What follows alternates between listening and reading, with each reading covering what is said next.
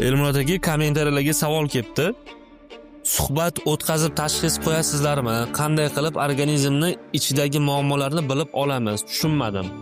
Kurslar necha kun va necha puldan bo'ladi? Bu hamma ko'pchilik tomonidan beriladigan savol. Buni ochiqlab o'tib ketishimiz kerak. To'g'ri savol berganlar. Обязательно suhbat qilib konsultatsiya qilmasak bo'lmaydi. Chunki bizdan oldin bu kasallikda qayerda lecheniya olganlar, qanaqa lecheniyalar qilganlar, ularni bilishimiz kerak. Ikkinchidan, ichki organlarni faqat suhbat orqali bilib olmaymiz kasalliklarini. O'zi alohida kineziologik test bor.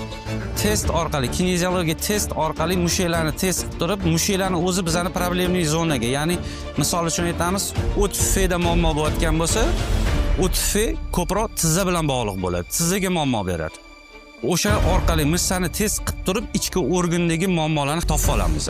O'sha topganimizdan keyin o'sha boshqa proseduralarni qo'shilinadi, parallelni ularga yordam beriladi, lecheniya qilinadi. Lekin обязательно baribir suhbat orqali birinchi bizga kelishdan oldin qanaqa lecheniya olganlar, nimalar qilganlar, qanaqa gimnastika qilingan yoki qilinmagan yoki pastelniy rejim bo'lganmi ularni hammasini ochiqlab olishimiz kerak bo'ladi. Kurs lecheniyamiz 3 kundan 6 kungacha bo'ladi.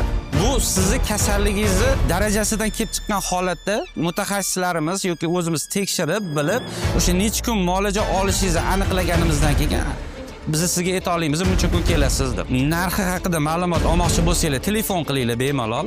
O'sha sizni kasalligingizni bilib, necha kun kelishingizni bilib, o'shanga qarab sizga narx ayta olamiz.